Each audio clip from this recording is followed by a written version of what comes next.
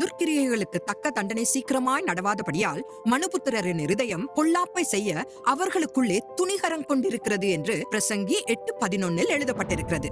தீமை செய்பவர்கள் என்ன செய்தாலும் தேவன் ஏற்றுக்கொள்வார் என்று நம்பி தேவனுக்கும் அவருடைய சட்டத்திற்கும் பயப்படுவதில்லை. லஞ்சம் கொடுத்து தீமையை நிறைவேற்ற முடியும் என்பதில் மிகவும் உறுதியாயிருக்கிறார்கள். அவர்கள் சந்திக்க வேண்டிய விளைவுகளை பற்றிய பயமும் இல்லை. வேதாகமத்தின் தேவன் நீதியை விரும்புகிறார் என்பதை அவர்கள் மறந்துவிட்டு தங்கள் அணுகுமுறையில் மேலும் அகம்பாவம் கொள்கிறார்கள்.